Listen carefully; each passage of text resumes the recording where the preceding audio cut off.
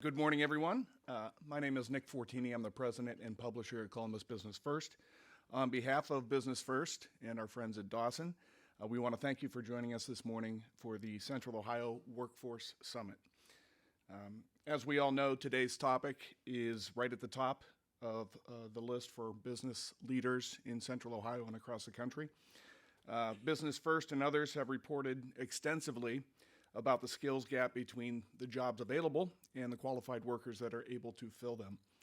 And while this is an acute problem for businesses right at this moment, the research tells us that there are longer-term issues that employers need to be aware of and need to address. According to the most recent Future of Jobs report that was published by the World Economic Forum, by 2025, they say that 85 million jobs may be displaced by a shift in the division of labor between humans and machines. And at the same time, it estimates that 97 million new roles may emerge that are more adapted to this new division of labor. According to the research of business leaders, 94% of them expect employees to pick up new skills on the job. And that compares with 65% of leaders that thought that in 2018, just 2 years ago. For workers that stay in their current roles, the report estimates that 40% of their core skills will change in the next 5 years, and half of all employees will need reskilling. So that message is pretty clear. Businesses need talent today that are ready to work and can adapt to the future of work. And this issue spans just about every industry. And companies are increasingly finding new ways to reskill or upskill their existing workforce and to create new pipelines of talent for their business.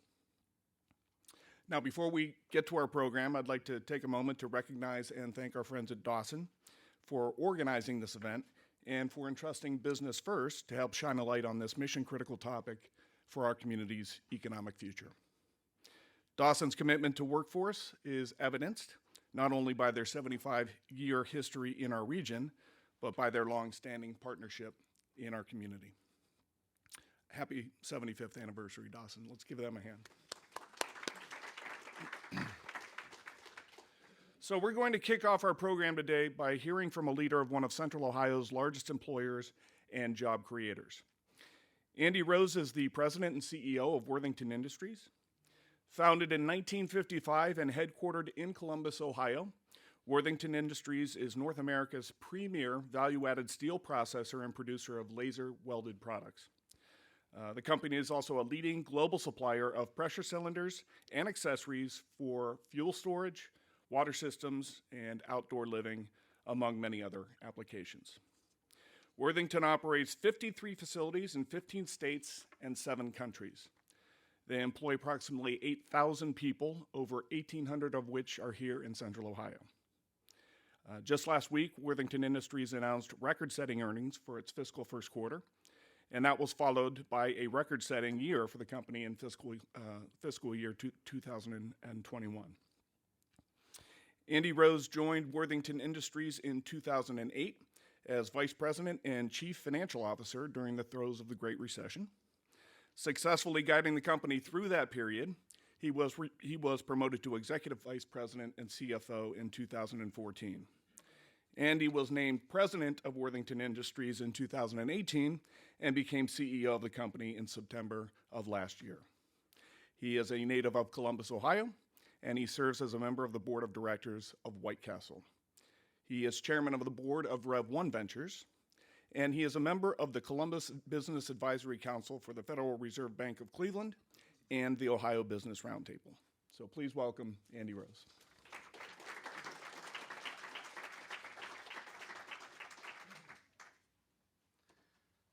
All right, welcome everyone. Thanks for having me today. Thank you to Business First and Dawson for giving me the opportunity to tell you a little bit about Worthington and what's going on in our world. I'd also like to thank Matt Bakowitz for the formal invitation to speak here. And for anybody that doesn't think Matt's good at sales, he convinced me to delay a golf trip that I'm leaving for immediately after this. So he was very convincing that this was a nice opportunity, so thank you, Matt. I'm going to do a couple things today. I'm going to give you a little bit of a commercial on Worthington because I think it helps set the foundation for some of the other things that we're going to talk about. I am going to talk about culture at Worthington and some of the things that I think make us a unique employer and have helped us maintain our competitive advantage over the years. And then I'm also going to talk about some of the just current environment and some of the challenges that I know that many of you are facing, that we're facing with staffing our company right now. So with that, I'll kind of jump into it. I'll also leave time for questions at the end. We'll start with a video, though.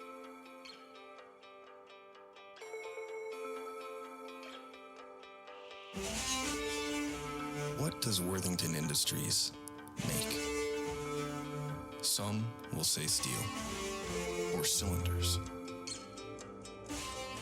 But what Worthington makes is more than that. Since the beginning, our relentless spirit to drive progress has allowed us to become makers of smooth rides and safe travels. Makers of connection and protection. We're makers of new ideas that lead to enduring partnerships. We abide by a code so central to our DNA that we see it as our purpose. We reinvent ourselves to ensure we never hit a plateau. We transform. We innovate. Fail fast and often to break through to success. Some don't have the stomach for it, but we do. Because we are makers of better. And for us, better is a mindset, a state of being, ingrained in each and every one of us. It's what drives us to never stop improving. We are Worthington. We believe that together, better is possible.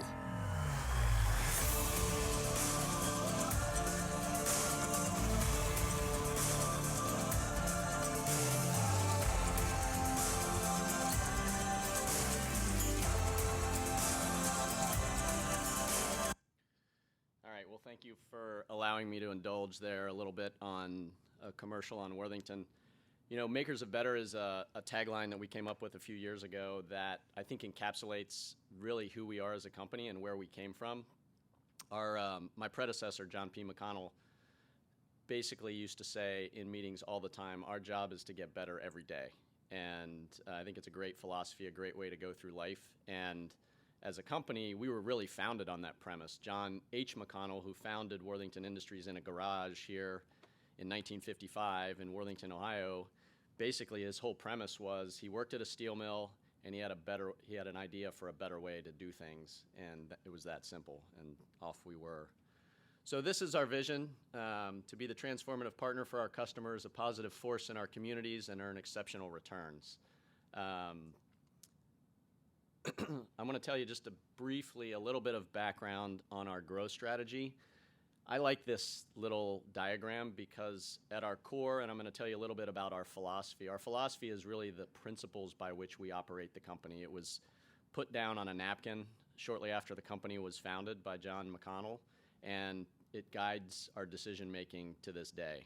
It's changed a few words here and there over time, but basically it's stayed the same since we started. That's our core of who we are and creates our culture. Basically, I'll tell you a little bit about the businesses we're in a second, but most of them are what I would call GDP growth businesses, steel processing, pressure cylinders. They don't grow that fast. And so we've come up with a strategy that really helps accelerate that. If our businesses can grow 2 to 3% a year organically, we want to grow 7 to 10% a year. How do we do that? How do we get better than just GDP? And we use 3 value drivers in the center here. Transformation, which is basically a lean playbook of how we make our businesses better.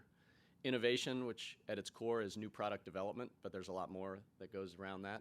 And then acquisitions. We grow a lot through M&A. We've spent over the last 10 years about $1.2 billion buying companies. And we have a war chest today, and we'll continue to grow through M&A.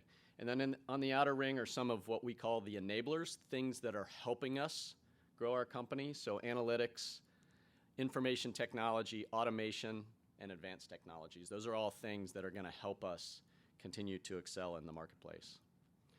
A few stats. We talked about 1955 founding.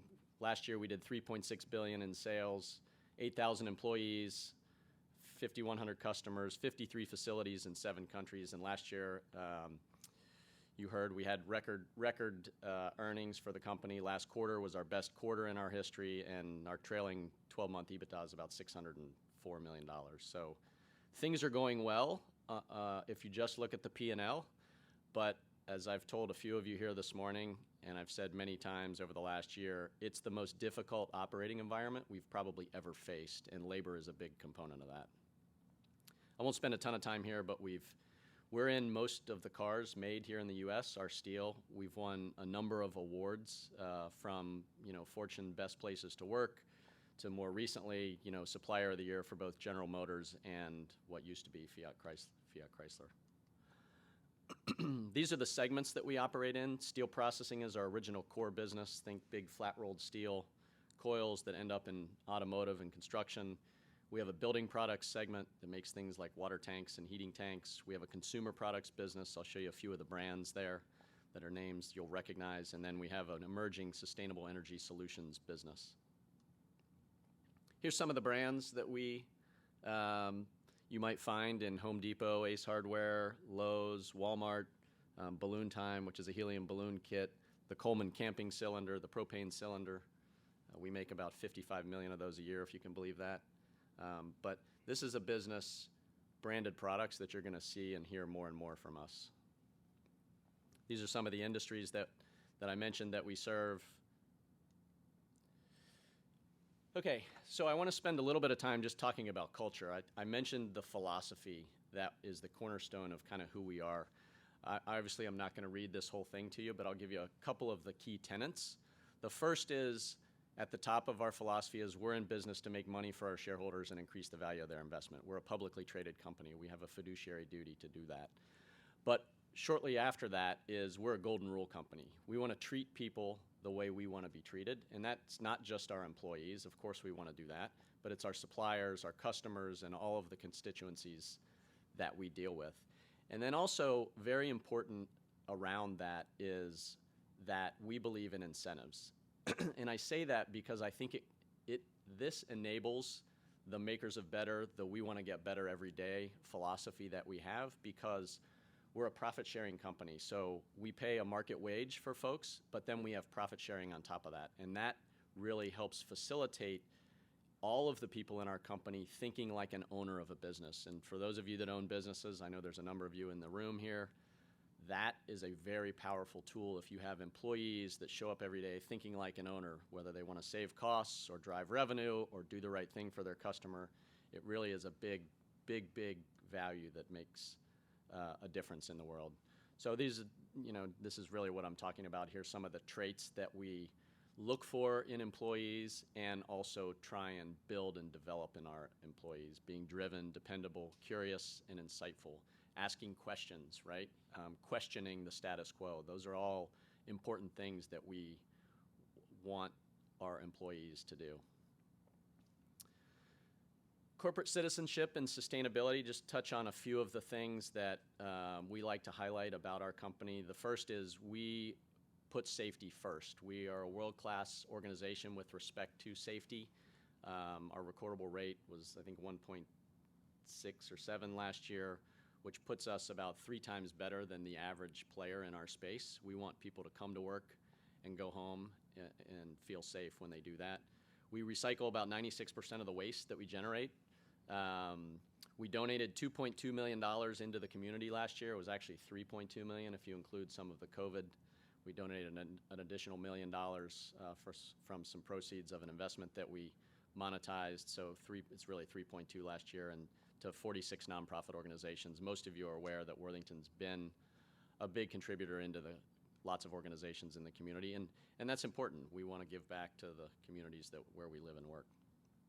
And then finally, the Green Star Award, which probably doesn't mean anything to you, but it's really an award that we give our facilities for the different aspects that you see up here: continuous improvement, energy conservation, water conservation, and waste reduction, regulatory compliance. 65% of our facilities got 4 or 5 stars, which means they're making progress on those goals. And this is, for a public company especially, but really across all business, ESG, environmental, social, and governance issues are becoming front and center for companies, and so this is becoming more and more important.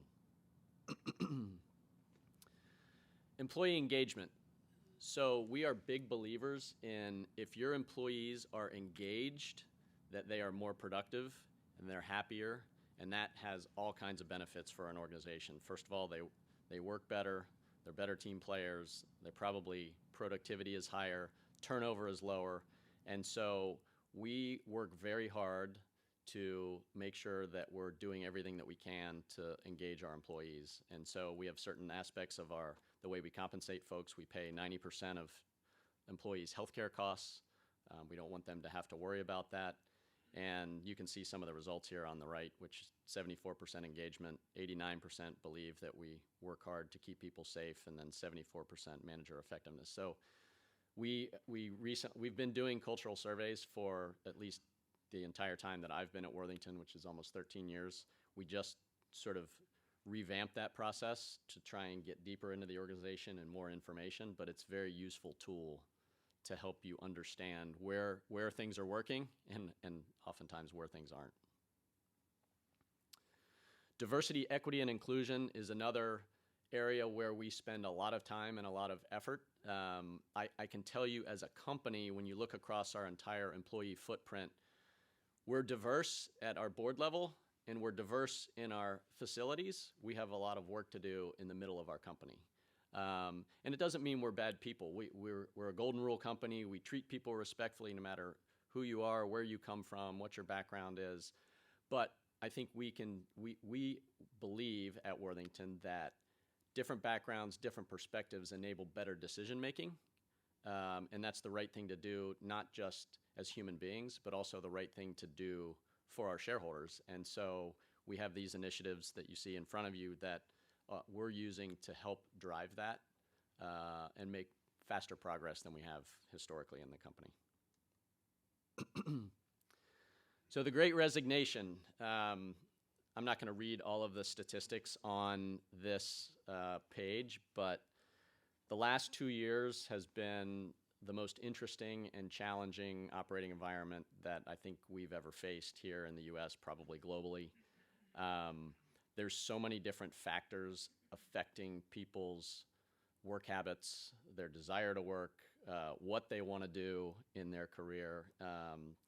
And I think it's really challenged employers like us to figure out ways to engage our employee base and make them want to come to work and want to come to work at Worthington Industries. And one of the challenges we face as a company, we're a manufacturing company. And so our jobs are different. And the U.S. has really transitioned away from manufacturing to more of a service-based economy. And so we're competing with Amazon warehouses here in Columbus, Ohio, to hire people, which is a very different operating environment and a very different culture, as I understand it, than Worthington. So we have to do things to make sure that we remain competitive on that front. My favorite thing on this page is when people are quitting their jobs with no plan B, the you only live once mentality. I like that, it's good. We should find ways to enjoy our lives and make sure that we're maximizing our own sort of enjoyment there. I have a saying that I've told a lot of people over the years, which I think when you look for a job or a career or a profession or whatever it is that you do in life, if you can find something where you're learning and growing, developing your own skill set, you're getting paid, obviously, for the job because we all need to put food on the table, but then you're also enjoying it. And if you can find all three of those, then you've kind of hit the jackpot, and it won't feel like work. So that's part of our philosophy at Worthington is trying to figure out ways that we can, move people's feelings in that direction. I told Matt and the DeCapua brothers that I wouldn't do this, but I'm going to do it anyway. So we're offering everybody in this room a job today. Brittany's here. She's got $1,000 checks. No, I'm kidding. It's a tough environment to hire people. We have, 350-ish jobs open in our company. You heard me mention in the beginning, we've had a record year, record earnings, and we cannot find enough people. And that has, lingering effects on a business, because the people that we do have working for us, they're working longer and harder and having to do more so that we can deliver for our customers. And we have an amazing workforce. In almost all cases, they're willing and able to do that, but everybody needs a break, right? Nobody can work all the time. And so I was just explaining earlier, we have a plant in Westerville, Ohio, that makes the gas grill cylinder, and we make about 4.5 million of those a year. And if we can add a third shift, we can make another 1 million of those tanks, which, by the way, we've already sold those 1 million tanks for the next 2 years, but we need a third shift to do that. And we've had a real challenge hiring folks to do that, not only because, maybe it's a manufacturing environment, but it's also a third shift, right? Who wants to work in the middle of the night? That's a challenge in and of itself. So we've been doing things like changing our pay mix. I mentioned we pay a market wage and profit sharing on top of that. Well, we've been raising our market wage to what historically would be well above market by $4 an hour in some cases. So you've seen it, I'm sure, in your own businesses.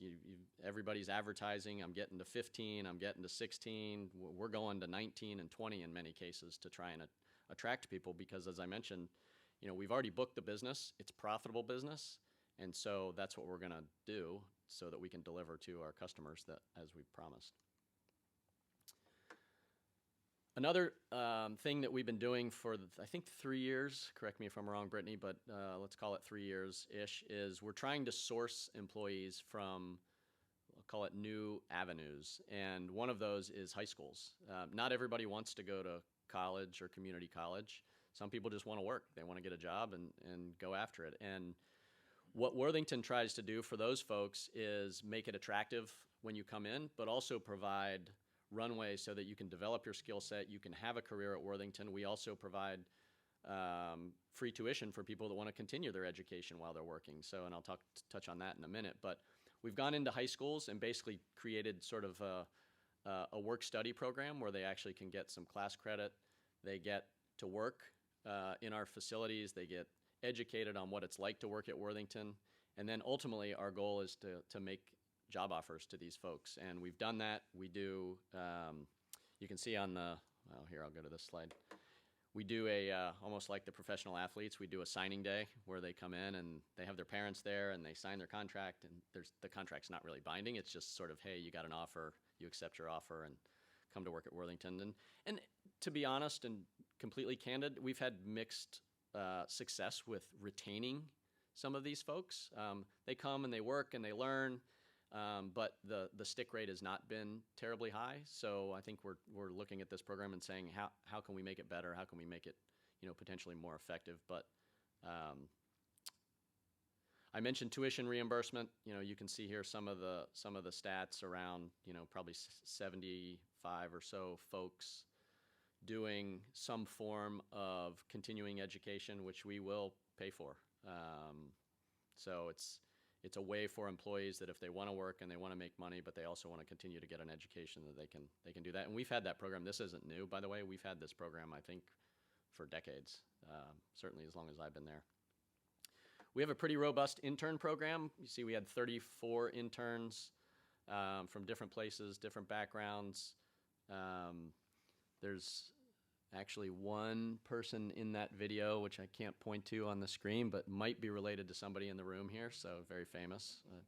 A young DeCapua. We had the honor of, he worked in our M&A group this summer and did a fantastic job for us. So it's a great way for us to really source talent, kids that are getting an education, give them exposure, but also, it's really a source of talent for us full time. We have internal development programs, step-up programs where basically we can give people exposure to other jobs, maybe if they're working in operations and they want to try the corporate office, work in accounts payable or something like that. So we have people that are really focused on finding, we have to ask our employees, what is it that you want to do? And then we have to work hard to try and fulfill that opportunity. And that's one of the programs is our Step Up program. We also have an operations development program where we rotate people around to different we have different businesses, different types of operations where they can develop different skills.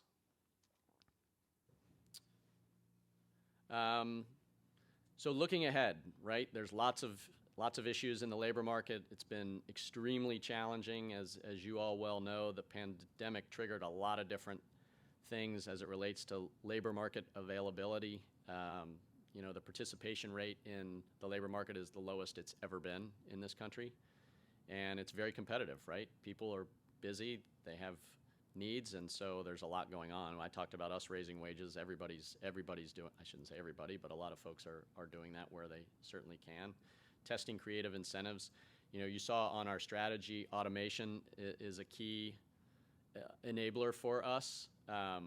That takes time though, right? I can't just go automate my plant in Westerville, Ohio overnight. It costs a lot of money to do that, and it certainly takes time to do that. We have programs where we automate things every year, and so we're chipping away at it, but that's not going to be a near-term solution for us.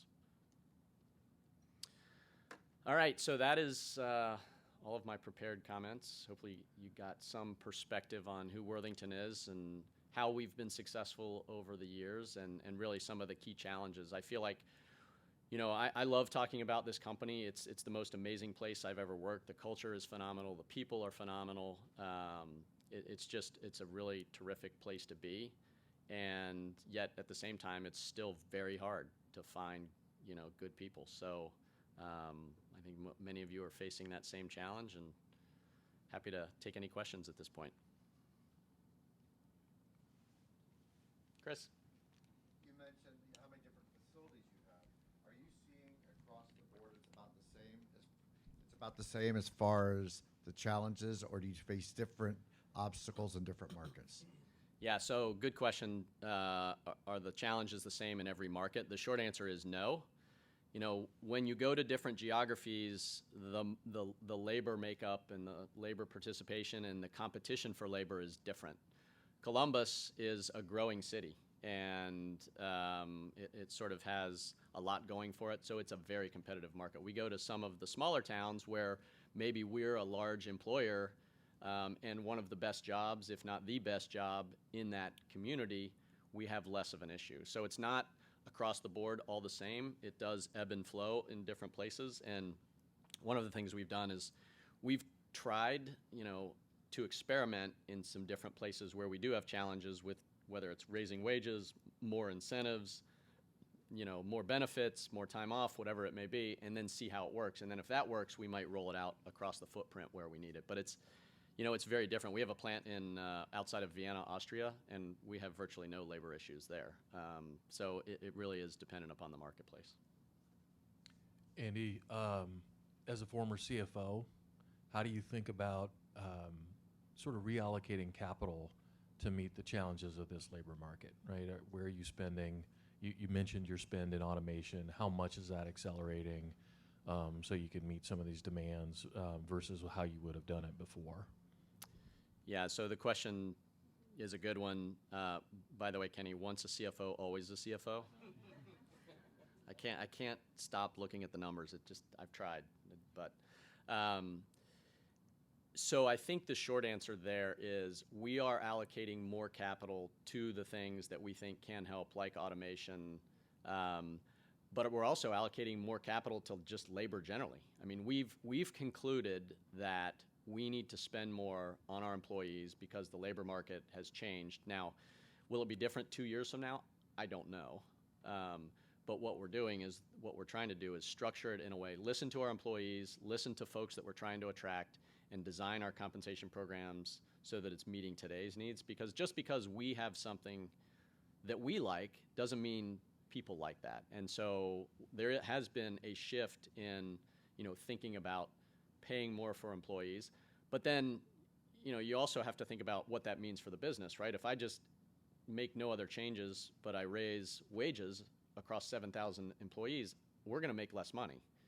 And so we've also been raising price in a lot of our businesses. Part of that is because input costs are going up, but part of it is just because the cost of doing business is going up. But, from a macro capital allocation standpoint, when I talked about our strategy, the value drivers, innovation is a big one, and that's not just innovation in the factory in terms of automating or whatever, but it's developing new products where we can potentially sell them at higher prices, developing new products that customers want. That has a lot of benefits that flow through the organization, so we've allocated more capital there. And M&A, you typically don't think about M&A as a way to, I'll call it, acquire talent or employees, but oftentimes that can be the case. And so we haven't done a greenfield facility really since I've been at Worthington. And the main reason is because oftentimes it's a lot easier to go buy that capacity. So one way to get capacity, get labor, is to buy a business that already has that. And so it's a difficult M&A environment. That's a whole separate presentation, but we've done that historically, and we will continue to do that as well. And in the quote, we fail fast and often. Tell us about the importance of that to your company and how you chose to include a provocative line like that in your video. Yeah. So Worthington, despite the fact that we're a pretty good-sized company, is very entrepreneurial. And one of the traits of successful entrepreneurs and entrepreneurial companies is you work hard, you try things, you experiment. Well, guess what? They don't always work. And if you're going to be successful, you need to figure that out quickly and then move on. Just declare that, look yourself in the mirror and say, you know what, this was a mistake, let's go. And I'll give you a good example for us. So I mentioned we've spent over $1.2 billion buying businesses over the last 10 years. Well, guess what? They weren't all good acquisitions. And some of those businesses, we missed something in diligence or the market changed. So I'll give you an example. We bought into the oil and gas space thinking that we could kind of change the dynamics of a cottage industry. And it didn't really work out that well. And the other thing that happened is oil went from $100 a barrel down to 25, and that's not good either. It's going the other direction now. It's almost back to 100. But we made a decision 2.5 years ago to look at every business that we had that was not making money and just said, unless there's a very clear path to profitability, we're going to get out of that business. And those are tough decisions because there are employees in those businesses. It doesn't necessarily mean we're going to shut it down, but we're going to find a better owner for those businesses. And so we did that. We cleaned up a lot of our underperforming businesses, sold them off to other buyers, and it's really helped the financial performance of the business.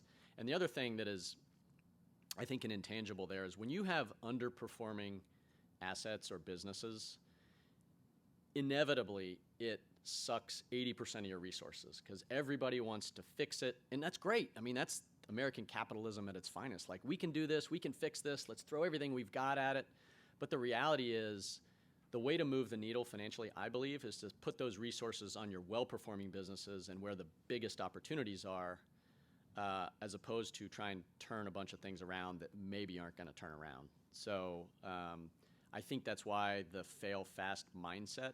And I look, I've been fortunate. When I got here, I was the CFO. We did a bunch of M&A, and I told my boss, I said, please don't fire me because these all aren't going to be good, because nobody gets it right every time, not even Warren Buffett. But he totally supports that mindset. And when we came to him and said, look, we got to get out of some of these other businesses, they're just not good. And he's like, absolutely, let's do it. And we have a great board that supported that strategy as well. So it's been good. But we're going to keep going. We're going to keep buying new businesses, and we're going to stub our toe again. So the cycle, you kind of go through cycles. Sure. Hey, Andy. So it's sort of the same question that Kenny asked. There's so much disruption right now in the supply chain with labor going up. It's like everything's getting more expensive, everything's getting harder. Is there anything you can pinpoint that's actually getting easier? Because the results are fantastic. You guys have had a fantastic run. Where is the wind at your back? So the largest input cost into our business is steel. And steel has gone, so last August, I think hot rolled coil was about just under $500 a ton, and today it's $1,900 a ton. Okay, so that's a pretty big increase in our largest input cost. Every purchasing manager on the planet knows this, and if you're selling to Walmart or Home Depot or Ford or General Motors, they don't like price increases, and they're big buyers, and we have a lot of bruised and battered salespeople that have gone in and asked for a price increase and gotten one of these. But they know all these input costs have gone up, the supply chains are messed up, and so we've actually been able to raise price in this environment unlike any time in my professional career that I've seen. And the purchasing managers are just worn down. They know it. I mean, if they don't allow us to raise price in this environment, we're going to struggle financially, and then they won't have products. And part of the reason they're worn down is they know that we have to raise price because of the cost input. But the other reason is because supply chains are so tight, we can go and say, you want product?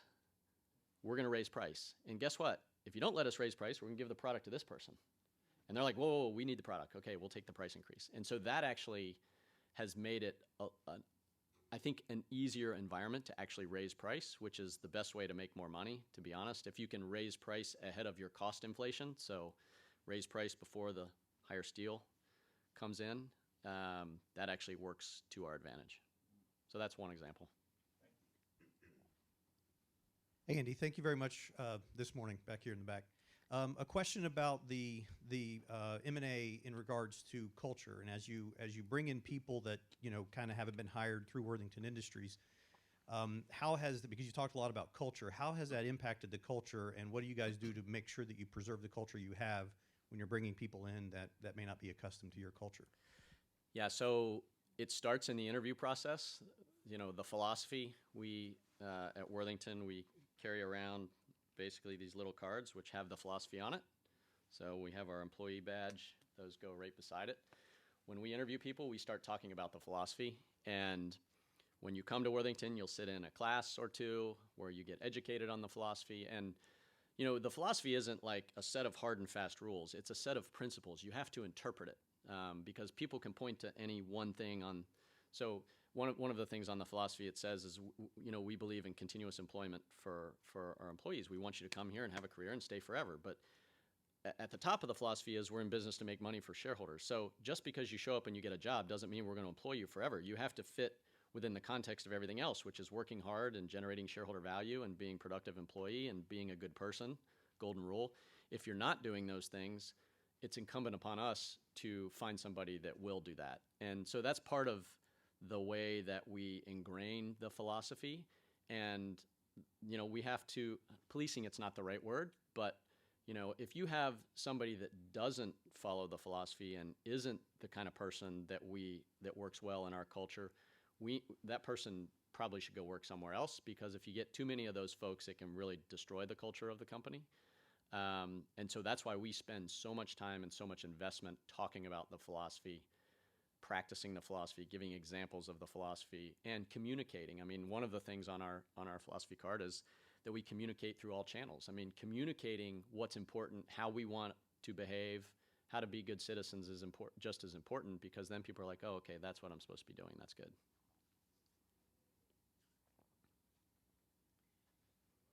Sure. Yes, Andy, Oop, on this side. where are we? All right. So this is regarding the profit sharing. I really like that idea, and we are trying to implement the same. But the question is, let's say company do better and having the profit, how do you measure the performance based on the individual performance, the team performance, department, or overall company? The short answer to that question is metrics. We have metrics at all levels of the organization. We basically what we do is we figure out what aspects of our business are important to performance, and we develop a baseline metric, and then we set goals towards getting better. And so we have a process, we call it an A3 process, which is not a creative name. It's named after the A3 size paper, because that's what it was originally on. But basically everybody in our company has a set of 4, 5, 6 goals that they're focused on, that we go through a process every year where we say, you know what, if I'm operating a slitter, my job is to operate the slitter more efficiently. The metric is tons per hour or whatever. Let's figure out a goal for you to get better, and then let's figure out some processes. That's what our transformation and our lean efforts are all about, how to make that better. And I mentioned early on in this conversation about incentives. The profit sharing is the enabler for that, and why most of our employees buy into that philosophy, they buy into that process, and they want to work hard to get better because they know if we make more money, they make more money. And that's the sort of thinking like an owner mindset. It's not perfect, of course, but it is, I think, the best model for kind of driving improvement in your business. When I got here 12 years ago, Worthington had just hired an outside consulting firm to come in to really help drive and make us a more quantitative, metric-driven organization so that we weren't just flying by the seat of our pants making decisions, that we were using data to make decisions. And that's why, we have a corporate analytics team that is rolling out analytics across all of our businesses. And the cost of sensors has come down, so you can now take wireless sensors and put them on machines, and we can get data thrown up into the cloud, and we can analyze that data and figure out where the opportunities are to make those kinds of improvements. And if you have everybody kind of working in lockstep to get better around the right drivers, then that works. Did you have a question? Yeah. Yeah. Hi, Andy. So I was particularly interested in your slide. Had some interesting stats about people leaving and the amount of people that have left. You obviously have an amazing culture. Raising rates for your internal people is great, but what have you done? Because this last year and a half has presented a lot of challenges, and you had some numbers about people who have turned over. So for the people who are there, what are you doing to change and innovate to keep people engaged? Because we know that's the most important thing. You mean you can't just give all the money to the new people and not take care of your existing people?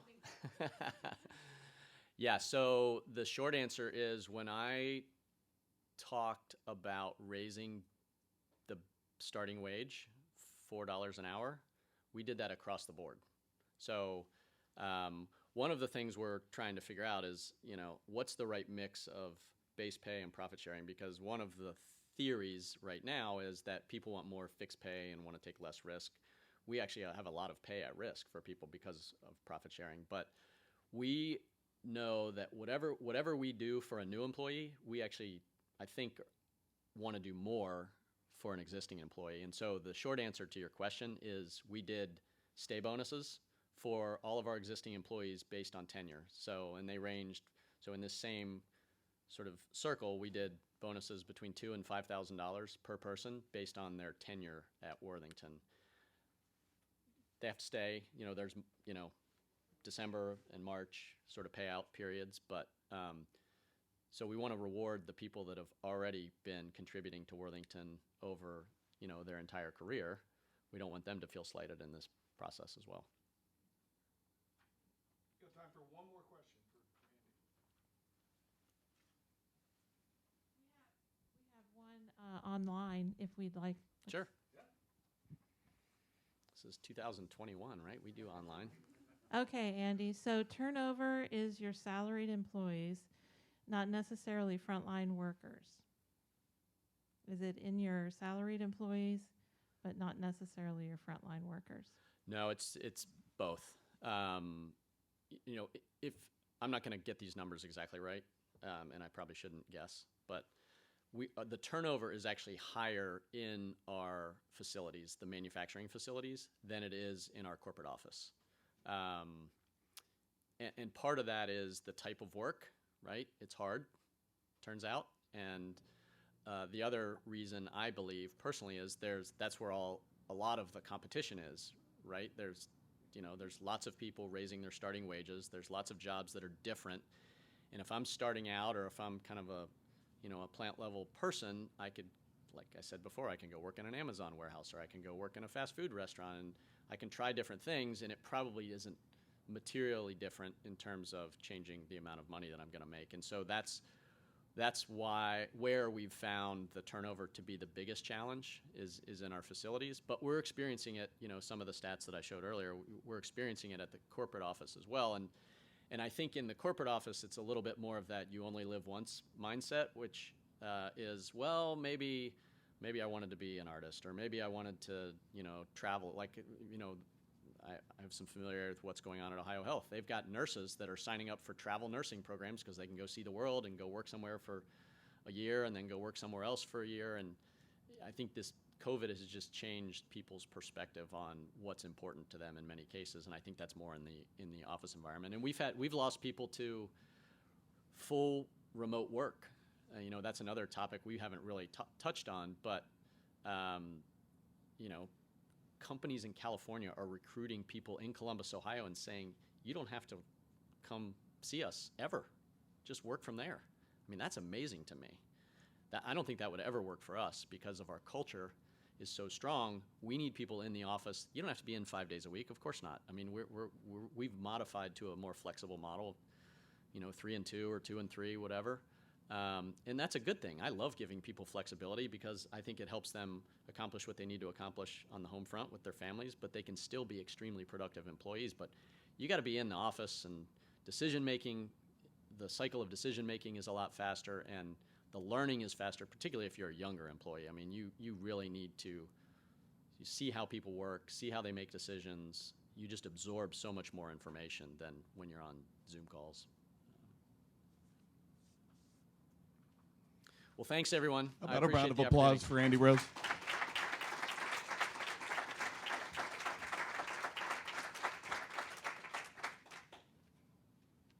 I think we can all agree that Andy's earned his golf trip. So enjoy it. That's right. Okay, welcome back. We have a wonderful panel this morning, an expert panel on this topic, and look forward to getting to it. So I'm going to go ahead and introduce our guests. Courtney Filato is the Vice President and Program Officer of Global Philanthropy at J.P. Morgan Chase. Courtney has dedicated her career to disruptively innovating systems and processes so that all individuals have equitable access to the opportunities needed to flourish in life. She is responsible for setting the grant-making strategy in Ohio and Kentucky as a member of the firm's global philanthropy team. She previously served as the Director of Smart Cities at The Ohio State University, leading the university's engagement for Columbus's $550 million Smart Cities initiative, as well as the design and deployment of the university-wide Smart Campus program. Welcome, Courtney Filato. Yes, we can give her a hand. Thank you. Cheryl Hay is the Executive Director of the Office of Talent Strategy at Columbus State Community College. Cheryl joined Columbus State Community College in 2019 to assist the institution with the launch of a new Office of Talent Strategy, created to align the college's talent strategies to support the economic development goals for the Columbus region. Cheryl's focus is on developing and enhancing Columbus State's education programs to provide individuals with careers and businesses with much-needed talent to grow. Prior to joining Columbus State, Cheryl was with Jobs Ohio as the Director of Project Talent Acquisition. Cheryl Hay. Lark Mallory is president of the Affordable Housing Trust for Columbus and Franklin County. Lark has practiced law in the areas of taxation, corporate transactions, and real estate transactions. At the Affordable Housing Trust, she is responsible for all aspects of the organization's mission, including its private investment fund and its real estate loan portfolio. The loan portfolio includes construction loans, traditional single property loans, and structured financing. Her responsibilities include development of all real estate transactions and all investor relationships. Lark. And I really appreciate you all sat down in the exact order that I had you, so that was very good. And of course, Kenny McDonald joins us. Kenny is the president and CEO of One Columbus and has served in this role for the organization, previously known as Columbus 2020, since its inception in 2010.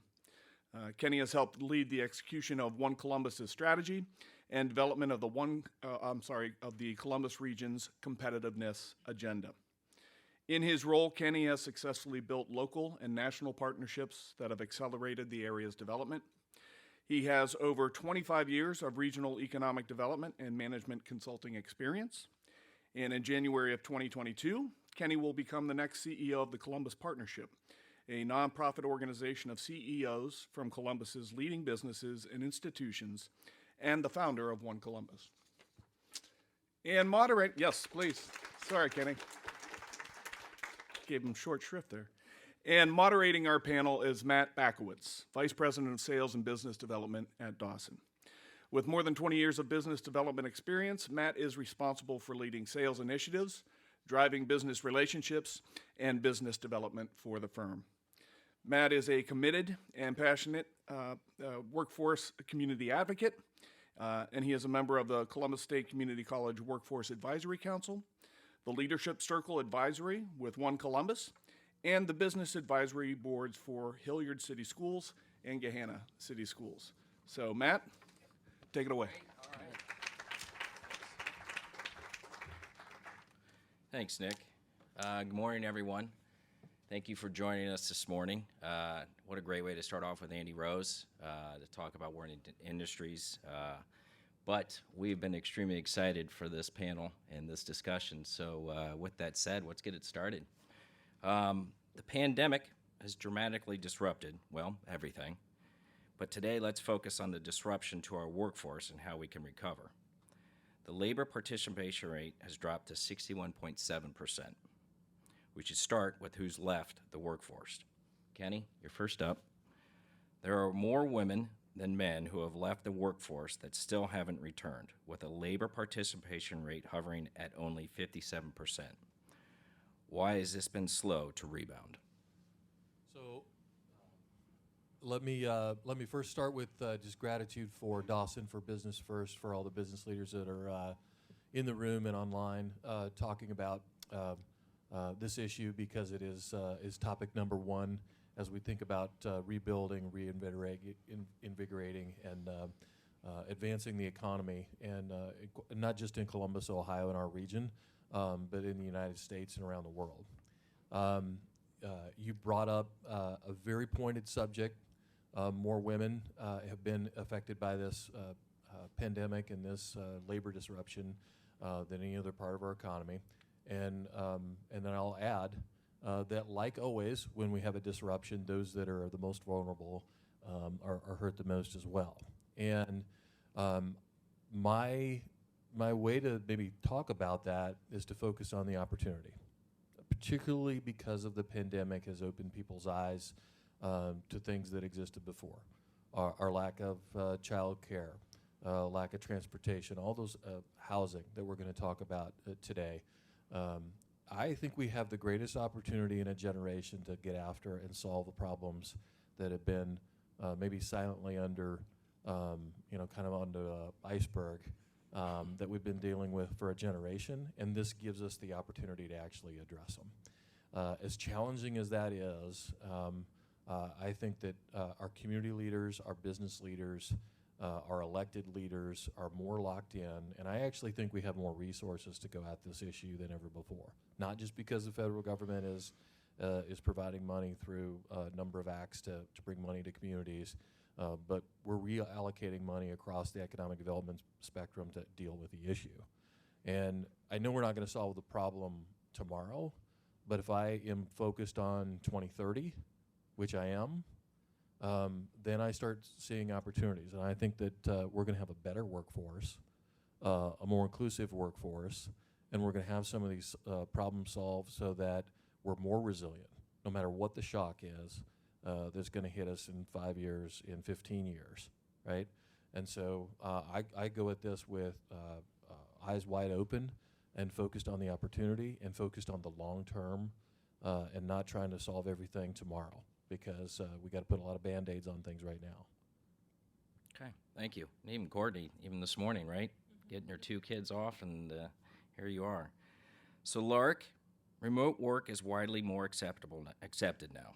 Why hasn't this contributed to women re-entering the workforce? Like Kenny said, thank you for having me. Is it on? Thank you for having me. I am the new president and CEO of the Affordable Housing Trust. So before I answer your question, I'm going to give a little background on what we are. All right. We are a nonprofit CDFI. We run 2 different loan funds, one of about $90 million and another one, a housing action fund, of a separate 100 million with private investors. Huntington led the lead on that.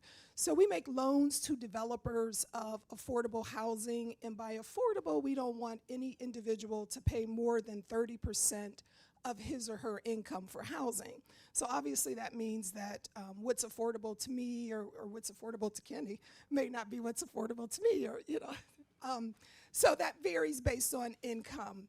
We saw a problem. We had a problem with affordable housing before the pandemic.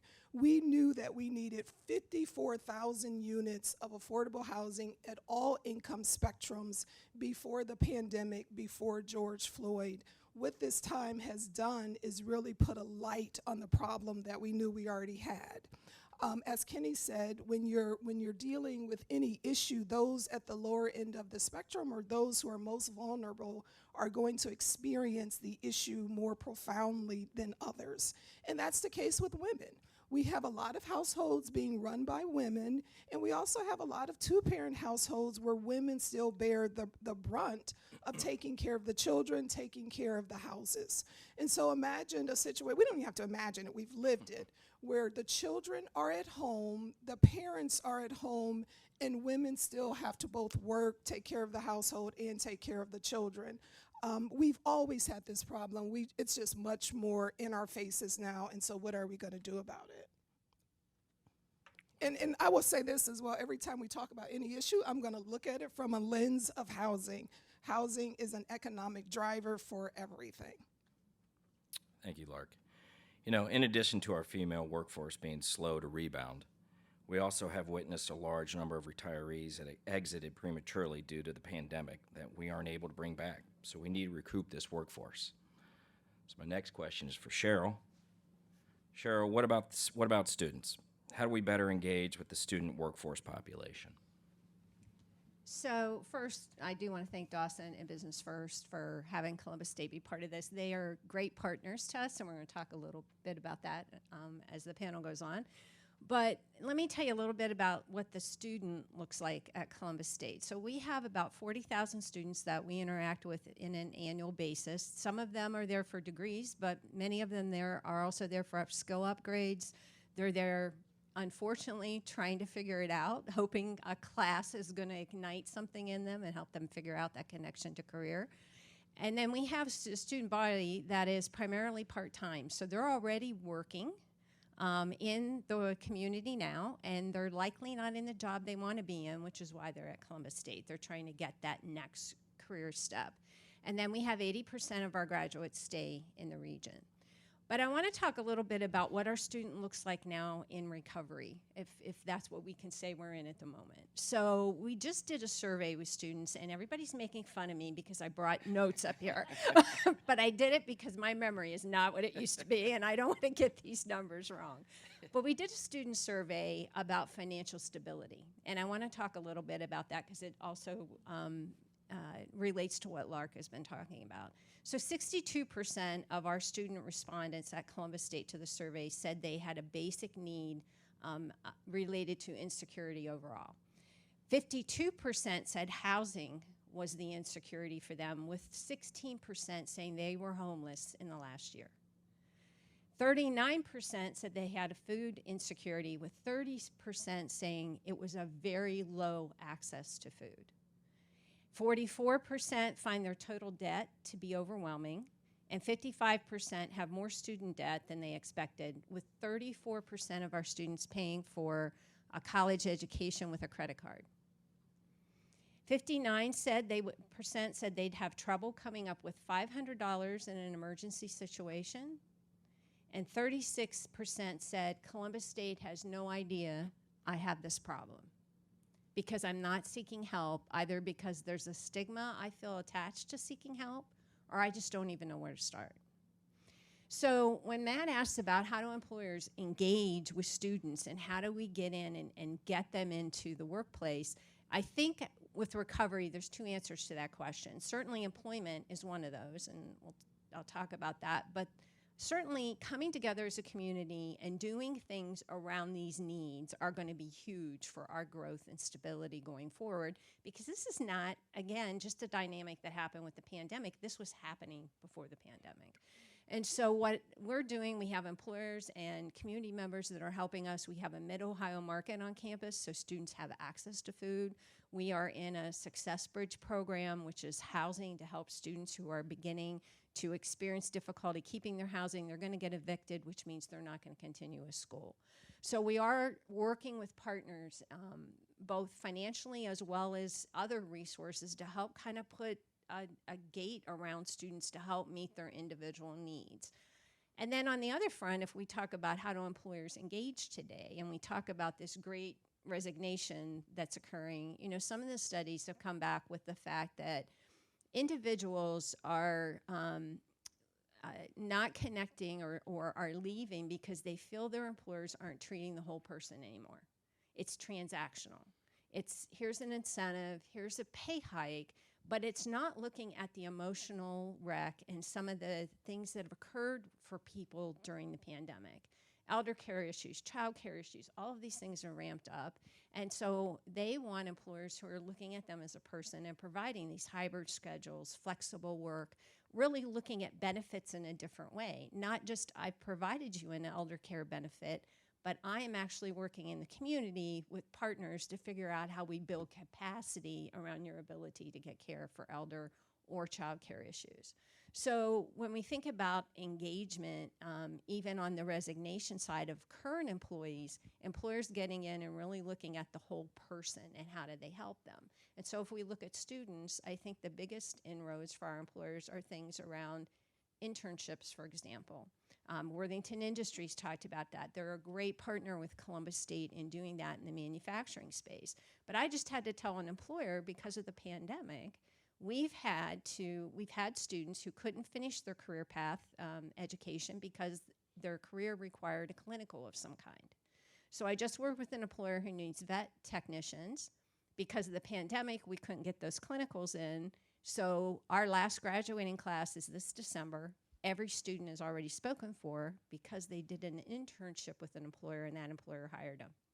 Our next graduating class is delayed by 5 more months than it normally would be because we couldn't get the clinicals in.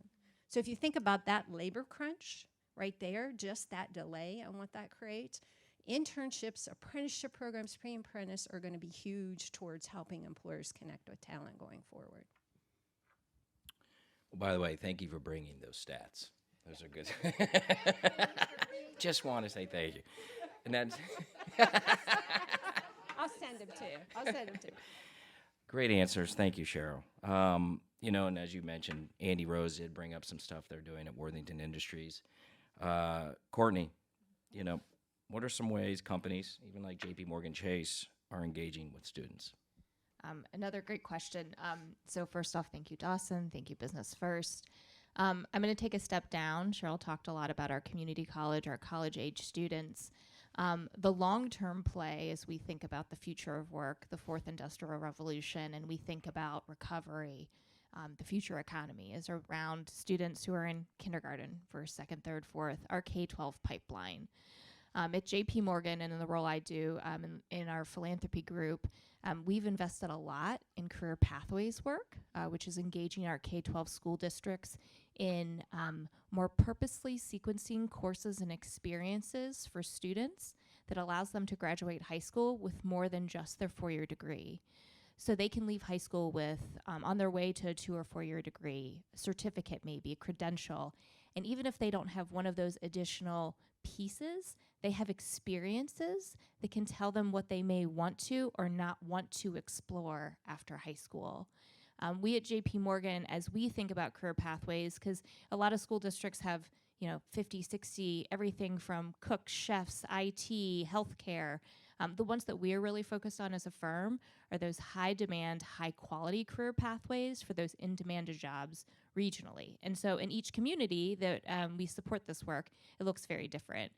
In Columbus last year, we made a $7 million grant to collaboration of partners, of which Columbus State is part, focused on bringing and democratizing career pathway experiences to all students in Columbus City schools. Our focus career pathways are IT and healthcare. Makes sense for our region, right? And this is about bringing all students in the district those opportunities.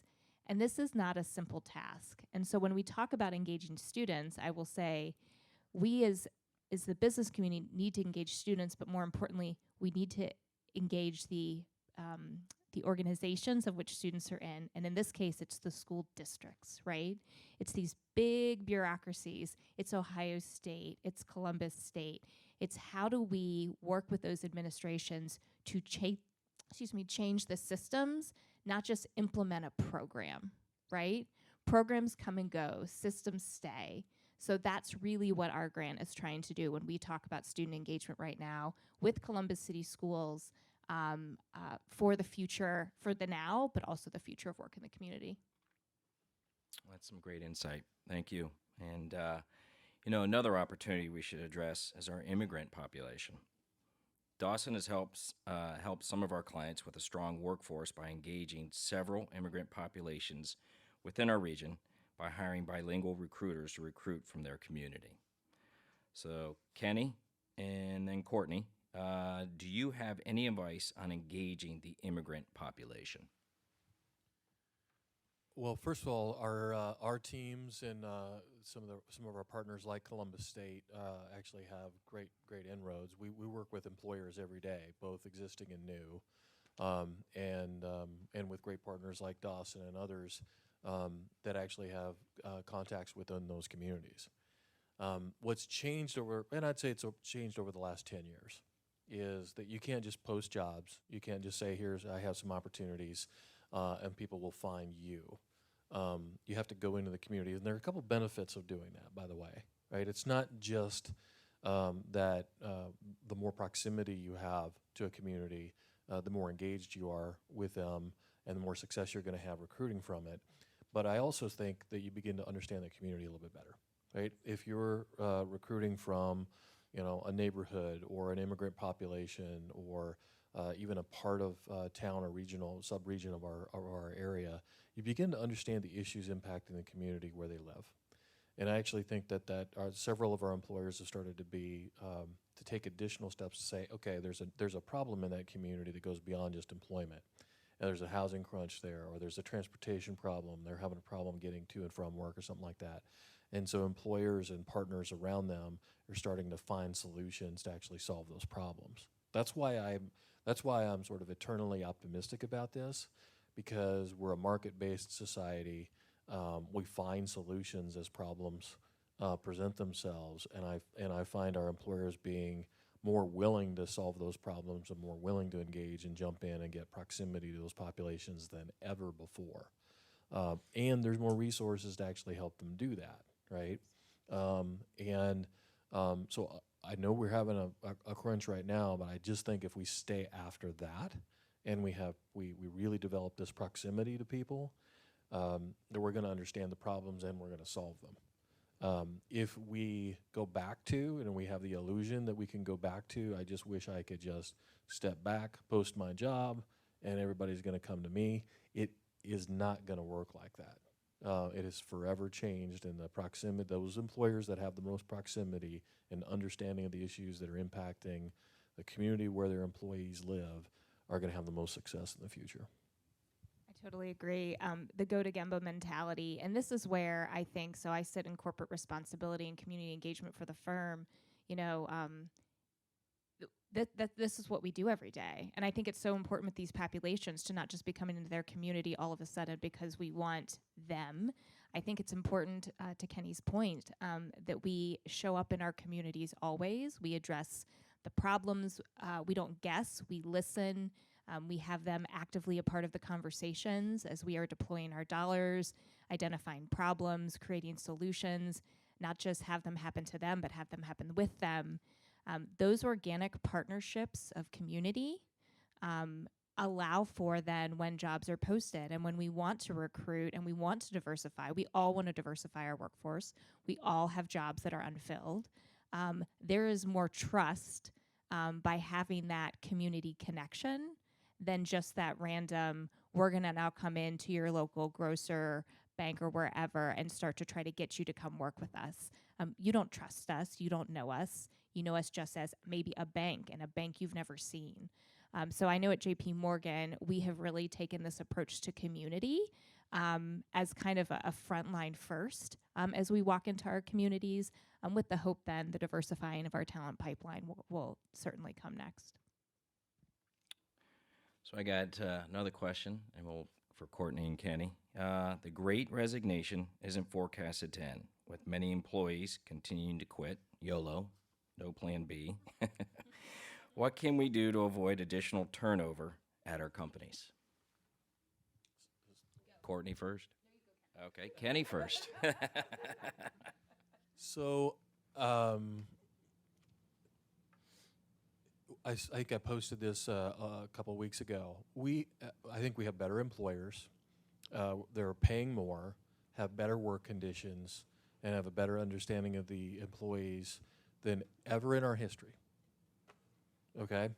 And there's been a lot of lift up around that. We have about 30,000 businesses in our region. Not all of them have historically been, great employers. They've all had to up their game, even if they were really great going into this, right? So where I come from is the labor market is going to continue to shake out. Andy mentioned something that I'm going to reinforce a little bit, that they're spending more on automation. They're spending more on those in those areas of the company where if they could avoid people working overnight or something on a third shift, they're beginning to chip away at that. That ball is going to start rolling really, really fast. And when it does, that third shift will no longer be there. And that's going to happen in hundreds and hundreds of our companies. And so I think where our heads are is the labor market will also turn around. It's very much an employee-centric market right now, and it will turn around a little bit to be more employer-oriented. What I'm excited about is, go back to my first statement, employers are better now. They've upped their game, and they're not going to retreat from that. Those two things are both true, and that's why we're going to have better employers. And as the labor market turns around, I think we're going to be in a really good position. And if I think about the country, that's what makes the country great. That's why we outcompete the world. There's no other country in the world can actually have those two things come together like that and be so market focused. So we're going to be in a very good spot in the years to come, even if right now we're all struggling with this.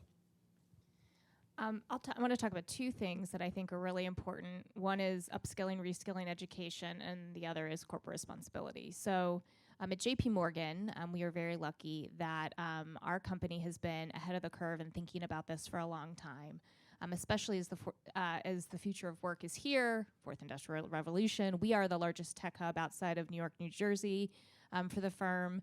So we're always trying to think, how do we retain talent by offering opportunities to upskill and reskill?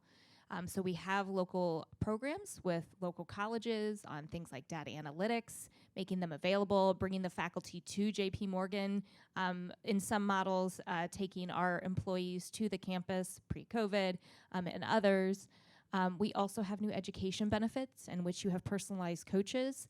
In the name of the YOLOing, if you don't want to just YOLO and quit your job and go travel, which some days I might, you could meet with a personalized coach and say, you know what, I'm a little burned out or I'm not challenged, and what's available? What can I do? And so we have that capacity. It's in JP Morgan to work with our employees because, as we often like to say, we are not just a bank. We are a tech company. Any major you come with, music, math, finance, political science, there's a place for you at our firm, right?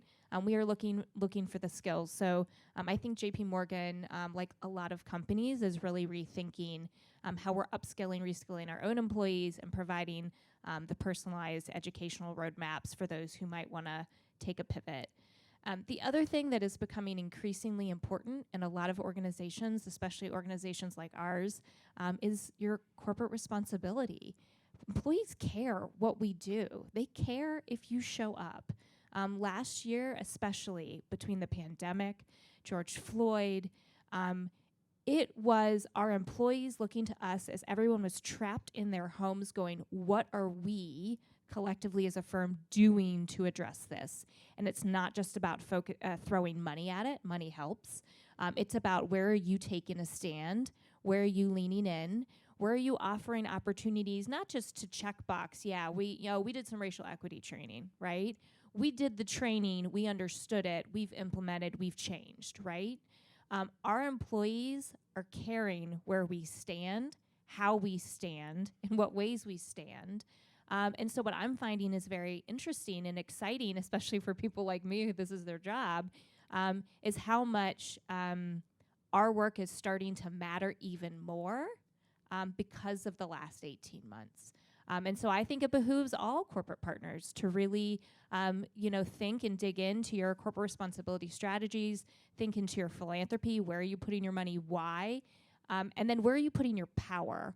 Because at JP Morgan, yes, we are a bank and we have money. Our power comes from our people.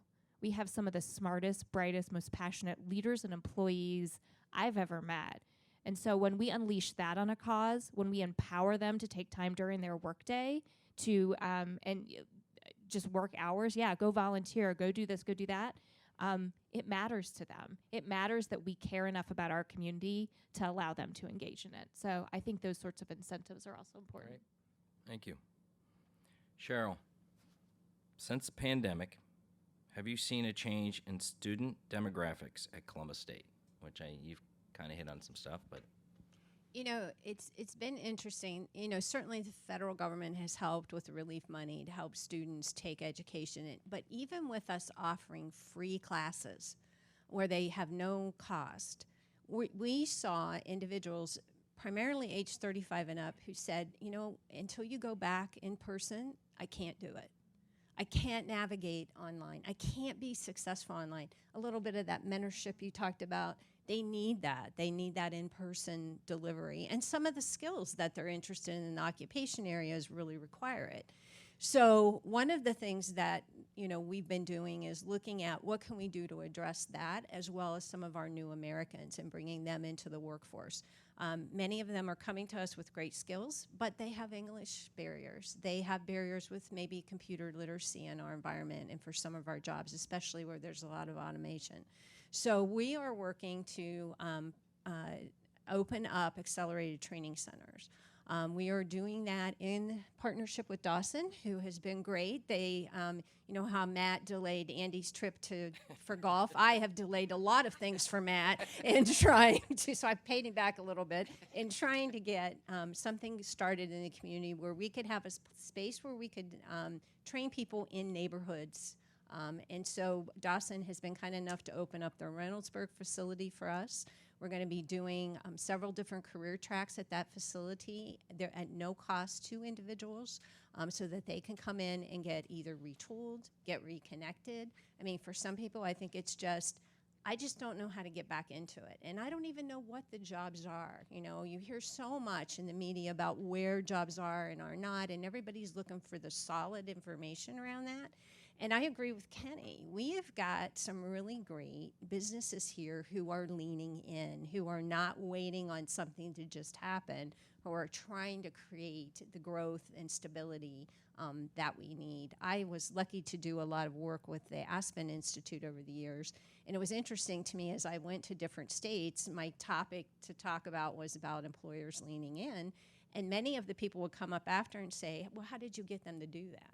And we would say, I'm not just trying to say this, it's the truth. I've never seen this kind of leaning in like I do in Central Ohio. I've worked across the state of Ohio, and still for me, it's rather unique how the employers here come together and say, look, we've got to put aside competitive issues, and we've got to figure out how to help uplift everybody. If we uplift everyone, we all rise. So how do we do this, and how do we bridge some of this? And so I think some of the things we've seen is the employers leaning in. We've seen students saying, I've got to get back to in-person. Not everybody. I mean, let me tell you, my son would never come back into an in-person class ever. He wants everything online. So there are still a large percentage of folks that find that flexibility really helpful for them in navigating, especially our folks who are working. But certainly we are seeing a need for people to have more touch. And I think that's part of what we see with the Great Resignation too. People are looking for that value statement, that touch point. Look at me and the whole thing that's going on with me, and help me figure out a scenario in your environment that helps meet all of those needs. Great. All right, Courtney and Kenny again. Got another one for you. Are there any programs or initiatives that J.B. Morgan Chase or other regional companies are doing to retrain or reskill their existing workforce? Yeah, I think I'll be very brief because obviously the major employers are leaning into that. Nationwide and others have huge programs around this, and they're partnering with our academic institutions and our workforce partners to do that. What gets me excited is I see the small mid-sized companies doing it as well. I mean, the bulk of those 30,000 businesses that I talked about are small mid-sized companies. And they're getting more competitive, and quite frankly, it's much harder for them. Right? They don't have the resources, they don't always have the scale. They're banding together through their industry or through common partners and stuff to do it. Again, the opportunities for young people are historic, and my encouragement is to keep pushing people to participate in that workforce, because your opportunities as people resign, as perhaps the workforce, resignation actually, at older levels in the workforce or something, accelerates that opportunity for either new entries into the workforce or people in their mid-career are just historic for them to accelerate what they're doing. And it's not just reskilling; it's just upgrading and getting the opportunity that they probably wouldn't have had for another 10 years, but for the situation we're in. So I spoke about this a little bit ago. So yes, we do have a lot of programs in place and resources in place for our employees to be very targeted, to help them upskill and reskill, to stay within the firm and the business, especially in the world of tech.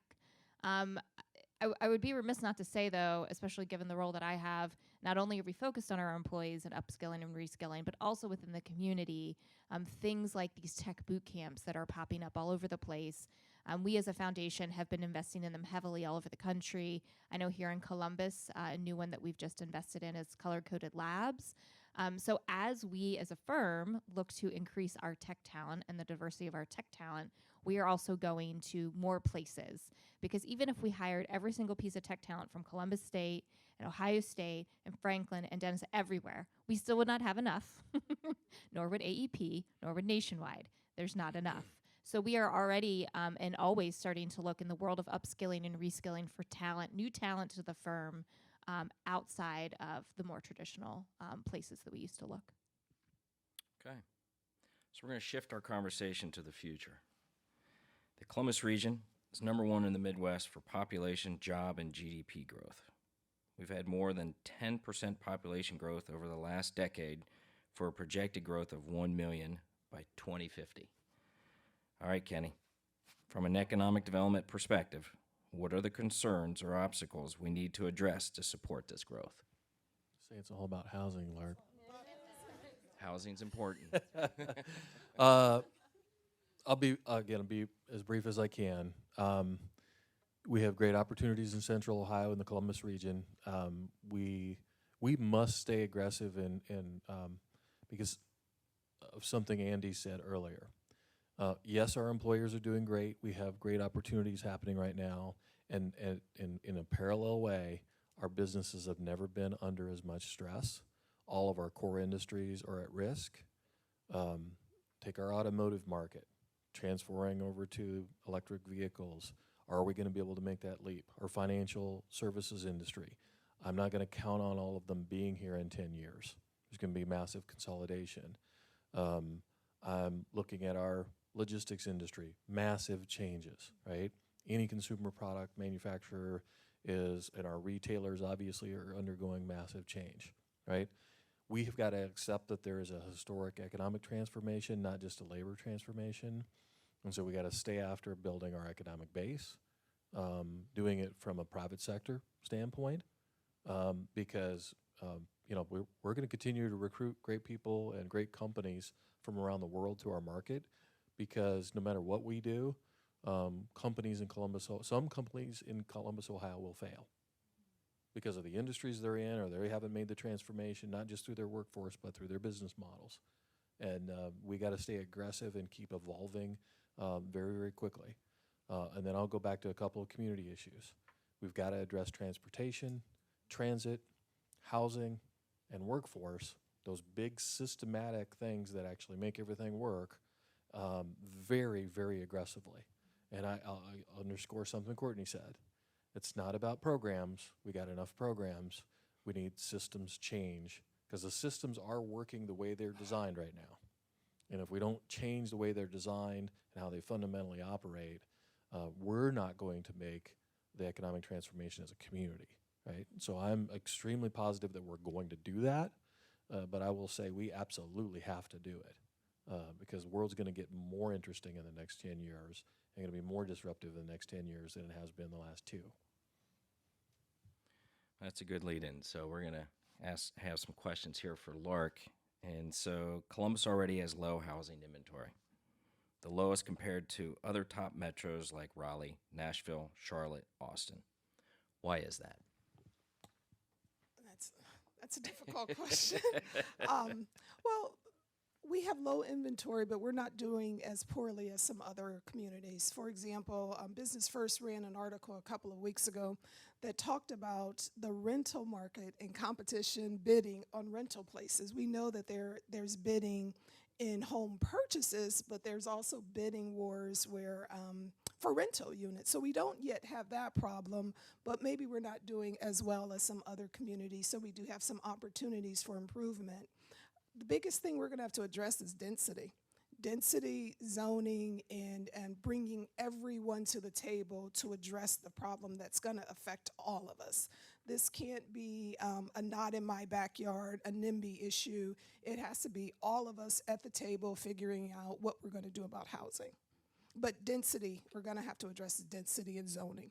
And not just the city of Columbus, but also the suburban areas as well. Okay. Matt, can I just reinforce that a little bit? Sure.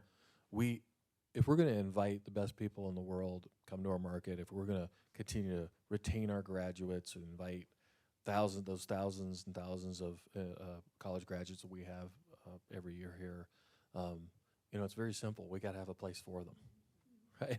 We have to have a place that they can afford. They can begin their careers, and they continues to be our value proposition that as you do that, you have lots of choice. You begin in an apartment. You have the opportunity to maybe live in a downtown market, a suburban market, even a rural market in this in this region. That's the value proposition that mid-sized cities like the Columbus region actually offer. We're going to work really hard to retain that. So we need housing affordability and attainability at almost every level, but in particular for those people that are most vulnerable, right? To get that'll actually want to help labor force participation, taking housing off the table as an obstacle is a big one. Okay. The next question. Yeah, no. To please. Kenny's point, I spoke a few months ago at the Columbus Metropolitan Club, and that was at a time when we had a business moving from Colorado to Reynoldsburg. And one of the key points that the CEO made was we had housing. We had affordable housing at all income levels. If we're going to continue to capitalize on those opportunities, we must focus on housing. Okay, thank you.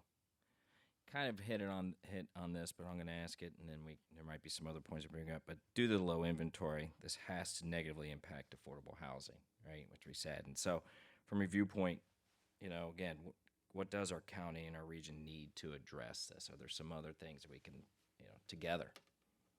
Well, you're absolutely right. As the demand increases, we have some landlords, some property owners moving from what was previously maybe affordable to someone at 60% AMI, area median income, and the opportunity is there to make it market rate. So we have a decrease in the number of units that are available to those citizens who have lower AMI, and an increase in market affordability.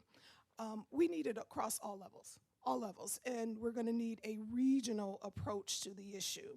We see that Columbus has taken on the lion's share of affordable housing in our region, but we're going to need all of the suburbs to participate. I applaud places like Bexley, Whitehall, Worthington that have adopted legislation preventing discrimination based on source of income. We need more proactive approaches like that, and we need everyone at the table.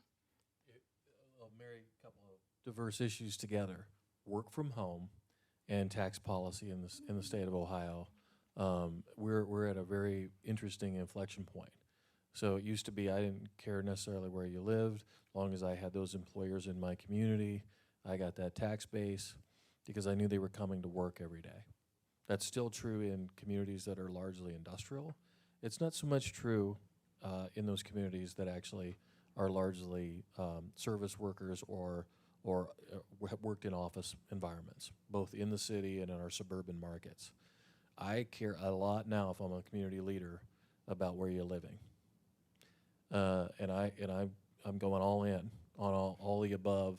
I want all levels of housing in my community because 20% to be very conservative about it are probably going to work in that home, right? If I'm going to get their income tax, I want them living in my community. So I better be thinking about that in my economic development strategy, and they are.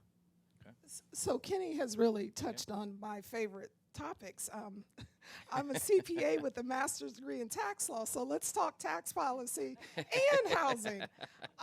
But that is a very good point because we see in Columbus that's used to having that tax revenue, what's going to happen when employers are staying home in Bexley or staying home in Reynoldsburg or wherever. So we really have to address that issue.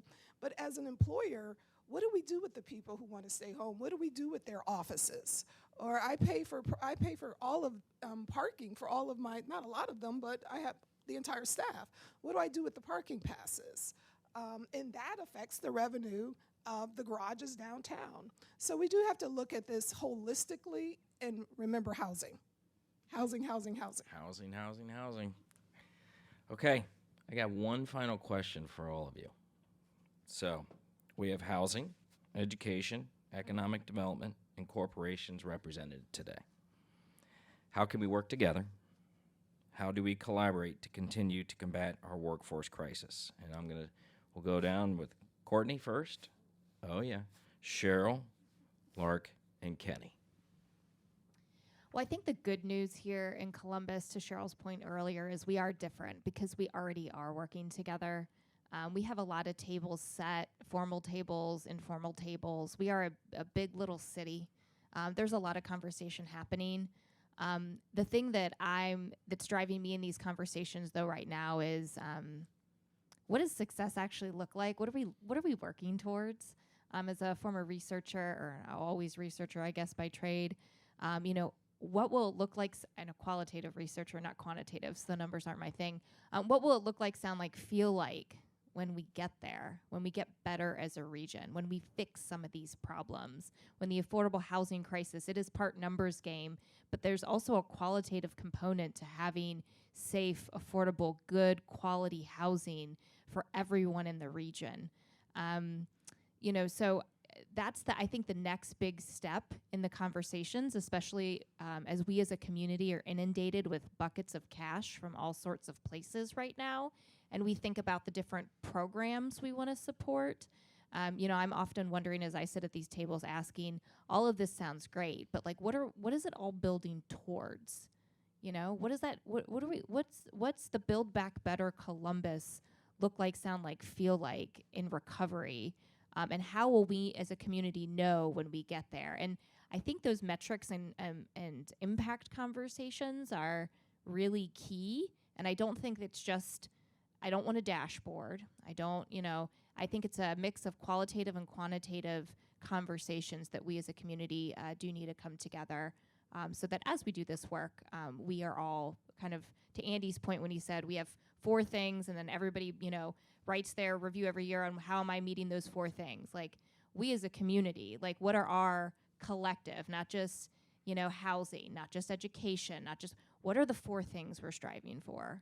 And then how are we all laddering up every decision, every dollar we spend to try to get there? I think it's asking why. I think that's where it's going to make a difference. We've got to be willing to innovate. And, JP Morgan has asked, why does career classes work this way? Why are systems working this way? They put a lot of investment into trying to, hone out career paths. Kenny asks me why all the time, but why does it have to be this way? Why can't we do it that way? And I think it's not being afraid to innovate. We have to look at things we've done and just realize, okay, we did it that way for 40 years, but what? Are people the same? Are their lives the same? Are the environments we're working in the same? You know, little things like looking at tuition assistance for people.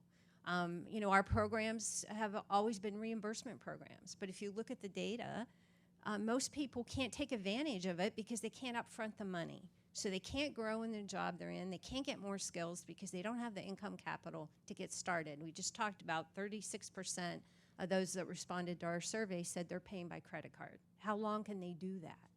And what a horrible business decision that is, right, from an interest standpoint. So if we think about the framework of why and how do we, you know, rethink things, what if we gave tuition assistance? What if we gave part-time employees some money to help them? Because we know if we could had a full-time job open, we would move them into that full-time job because they're a good part-time employee. But maybe we need to invest differently in them, the things around childcare, housing, transportation. We have to continue to push the envelope and not say the way things have always been done is the only way we can do it. We have to innovate, and those that innovate are going to come out of this really, really strong. All of us will benefit from that. I think the comment about innovation is going to be key.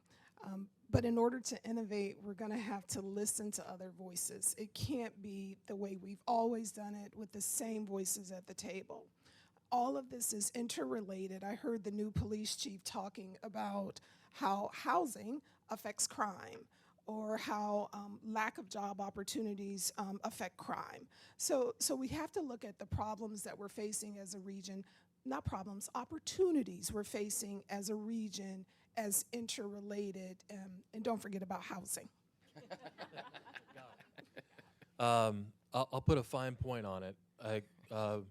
At the end of the decade, we were thinking about what's the next 10 years going to be. This is pre-pandemic, and we talked a lot. We talked to hundreds and hundreds of stakeholders across our entire community, rural, urban, any kind of group you could think of. And what we heard is we take great pride in this region of being a growth community. We're always moving forward. We're inviting others in. But that not everybody had been at the table. As much as we like to say that we're a collaborative community, not everybody had been at the table. And so new tables needed to be created. I think we're doing that. We got a lot more work to do. And we wanted to actually make it not only more equitable, but more diverse and make ourselves stronger that way. And so our translation of that is we wanted to be most prosperous region in the country. And what that means is that we're going to absolutely have GDP growth and all the things that I can geek out on as an economic developer. But we also wanted to advance socially, and we wanted our communities to thrive and do better. And the pandemic may have delayed some of that, but I'd like to think it also accelerated a lot of that, because it's given us a great excuse to break some of the systems that perhaps we were scratching our heads about why we were doing it that way in the first place. And it's given us the latitude and the excuse to say our companies can do things differently, our communities can work together differently, and I think we're beginning to do that. I don't take for granted that doesn't happen everywhere. There's a lot of places that get in their own way because of internal squabbling and things like that between their business community, their elected leadership, things like that. What I get excited about is this is a region that can get out of its own way, even though we trip ourselves up every once in a while. And we are absolutely locked in on the goal of prosperity across our entire region, and I thank everybody for having this conversation. I'd like to add to that. I think what Kenny said is right on target. People have been saying things. I just don't think we listened enough, and I think our framework for listening has changed, and who we need to listen to, who needs to be in that conversation, and I think that is really what's going to propel us forward. I think that dynamic is hugely important to how we move ahead. Well, thank you. Thank you so much. We're going to open up to some questions here for you guys, and we're going to go to the audience.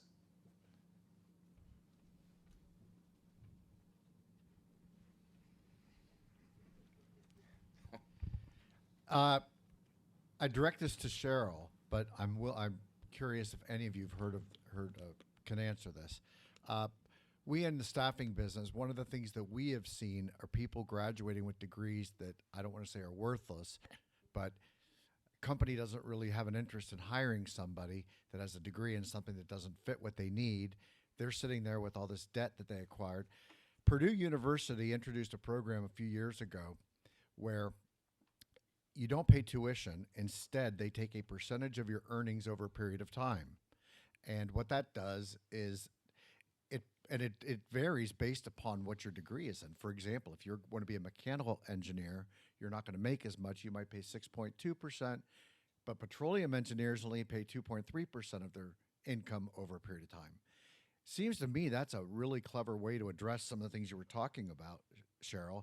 Have you guys heard of that program anywhere else besides Purdue? And is it something that potentially could be rolled out at a place like Ohio State?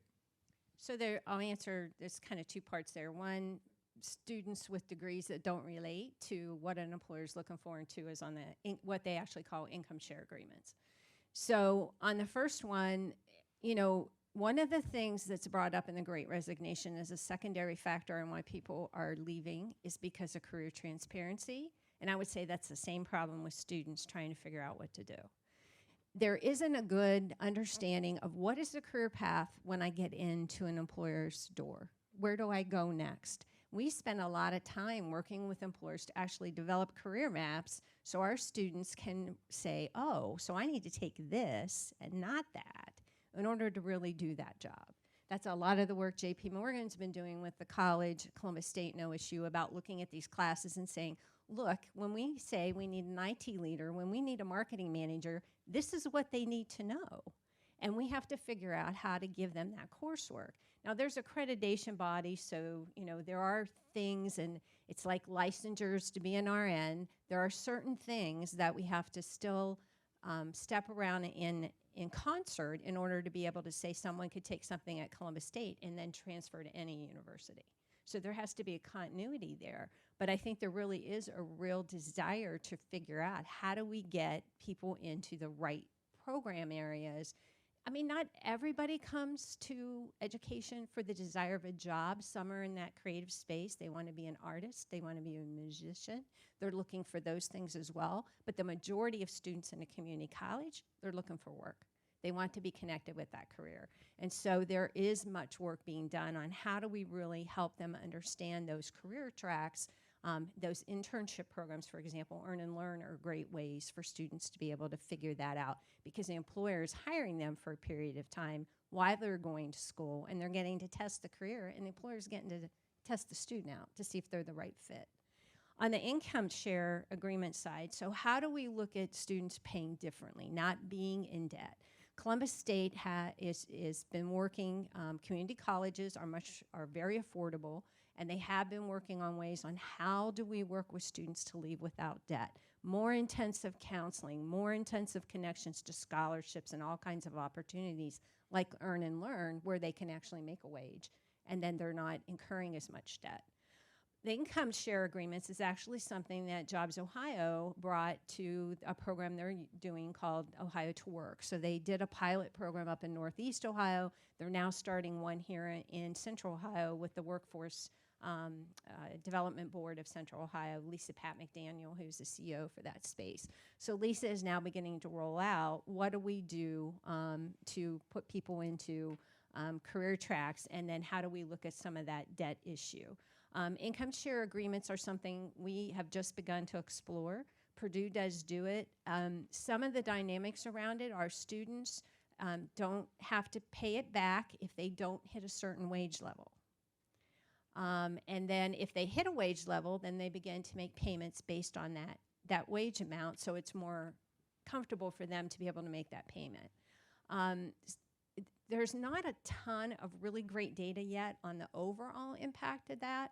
You know, some students, if you've ever gone through Ruby Payne's training on Bridges Out of Poverty, we have individuals who work for companies who won't take promotions because it means they lose certain benefit levels because they're not ready yet. Just because they got a bump in an hourly wage does not mean their financial situation is different overnight, that they cannot have that child care assistance or that food assistance. The same thing with income share agreements. There is a population of mentality about, well, I'm not going to move forward because then I got to start paying that back. So if I just stay here, then things stay comfortable. So we're trying to determine, is that really an incentive or not an incentive? We don't really know. We're just trying to figure that out.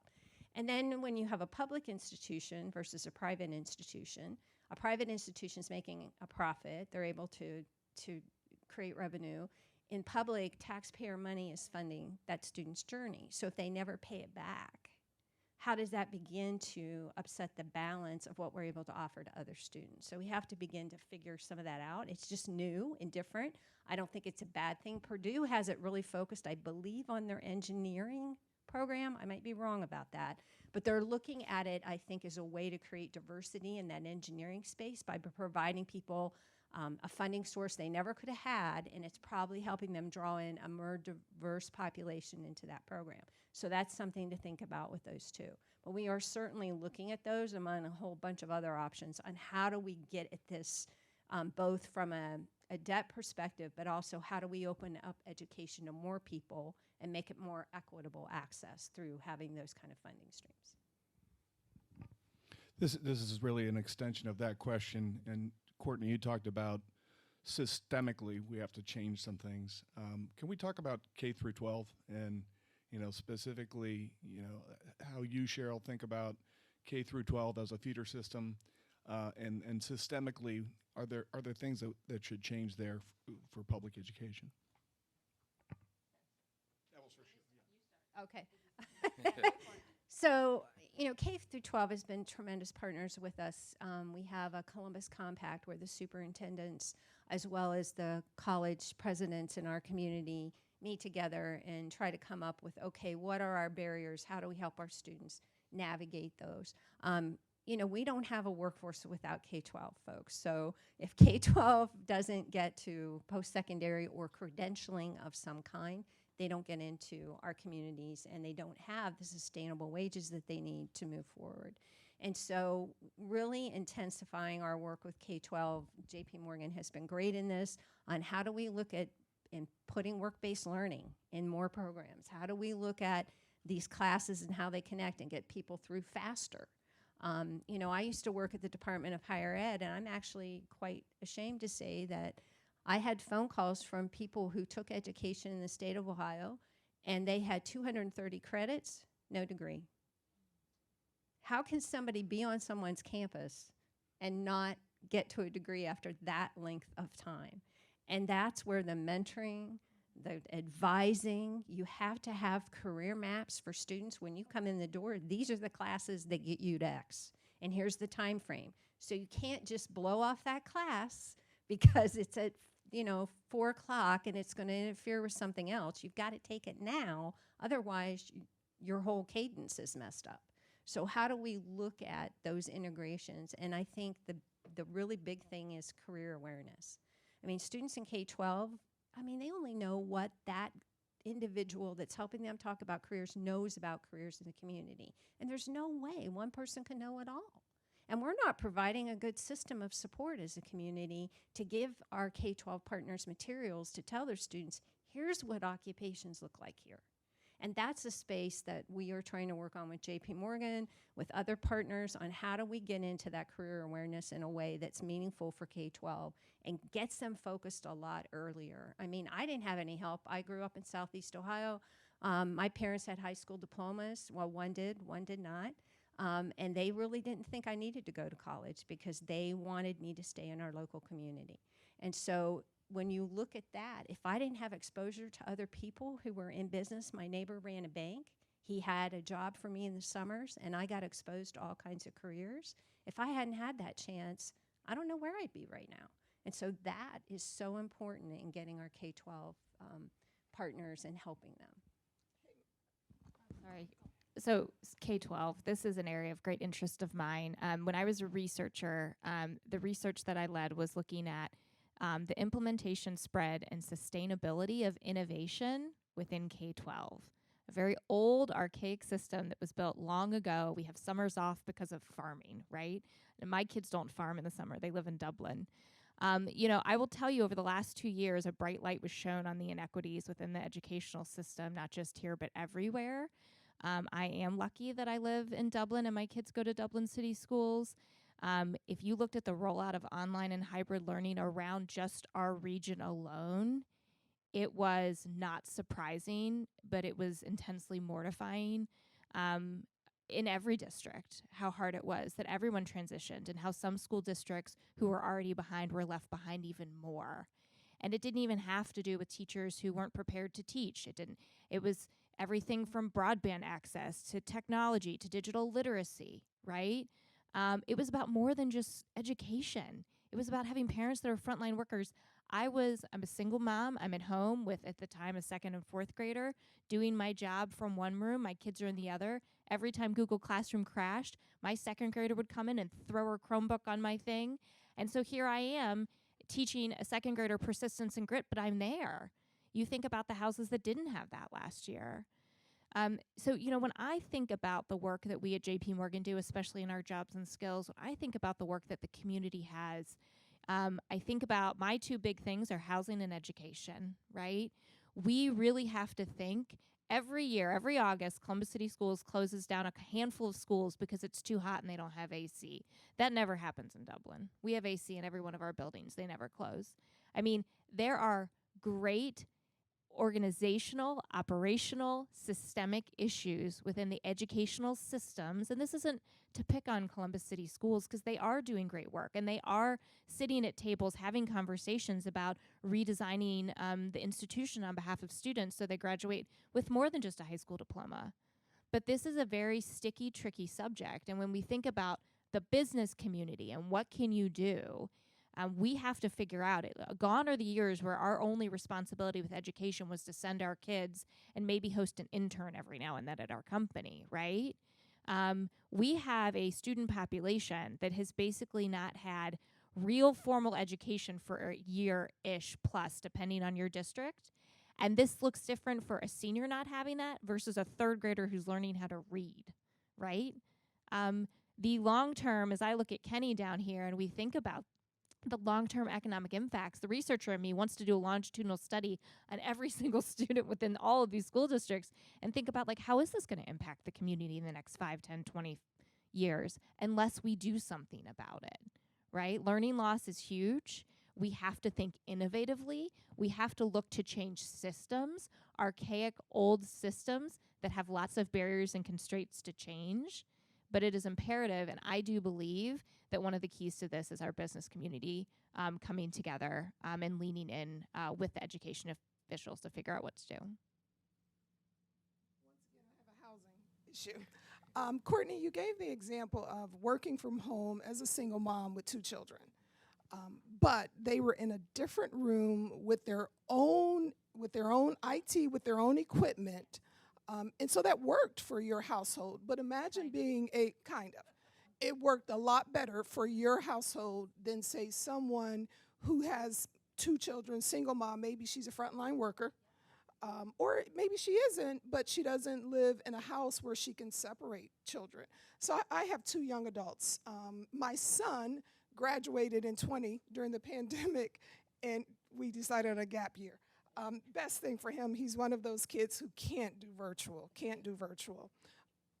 Son plays basketball. I have a daughter who's a senior in college, and during the pandemic, I had to jump in the car. I had flexibility, though. Jump in the car, jump over to Pittsburgh to pick her up and bring her home. My daughter rides horses. At one point or another, both of my children got the phone call that they had been in contact with someone who was COVID positive. We had options. Our house provided enough flexibility, enough space that we could isolate until we all got negative COVID tests. We had broadband access. We have Wi-Fi. My children never stopped access to internet, never stopped access to, my daughter took online classes. She's a biology major, so don't ask me about career mapping. But her learning didn't stop, and that's where housing plays an important part in K through 12, I don't care how many resources you give a child, if that child goes home to a toxic home environment, it won't matter. That child, even if he or she succeeds, is going to be the exception to the rule and not the rule. We've got to address housing as part of K-12. We've got to address housing as part of healthcare. Dr. Amy Acton said, where you live, wherever your zip code is, that determines your health outcome. We saw it. We have no excuse now for turning on blinders and saying we didn't know. We saw it, and Courtney, thank you for giving that example, but that's what happens when you have safe, affordable, clean living. I mean, your children can go to a different room, even if they throw an iPad or a laptop. I think we went through a couple of laptops during the pandemic. But they have options, and we've got to give other people those very same options if we're expecting for our community, for our region to continue to grow. I think Lark is making a great point because, you know, our students, yes, clap, that.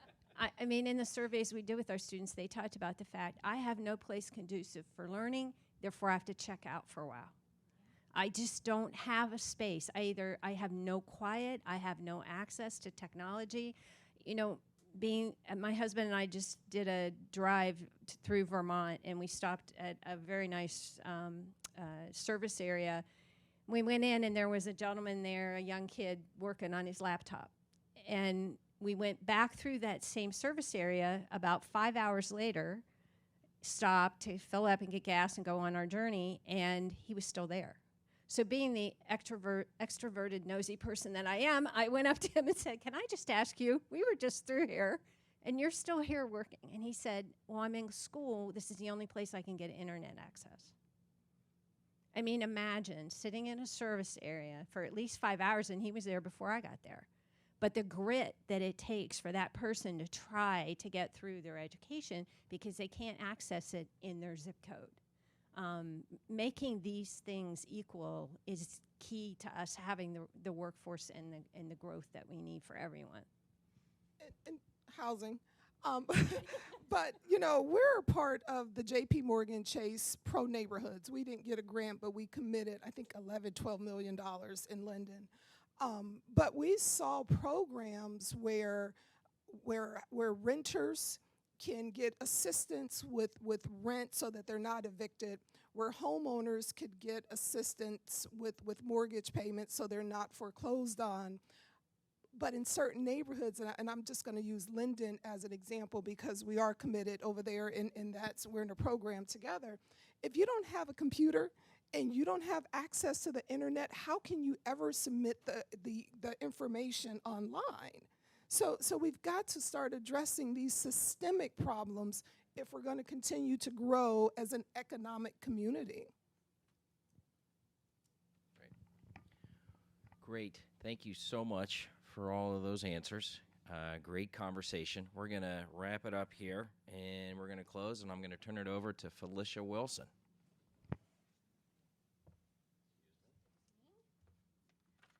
Hi, I'm Felicia Wilson. I'm the Vice President of Marketing and Community Workforce Programs here at Dawson.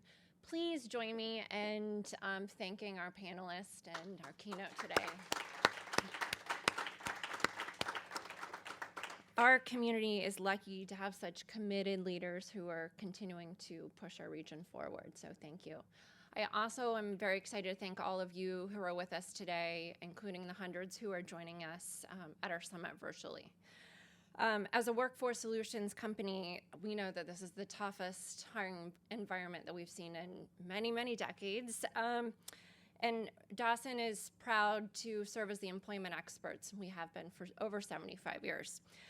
We also want to truly thank our partners as we tackle this labor market together.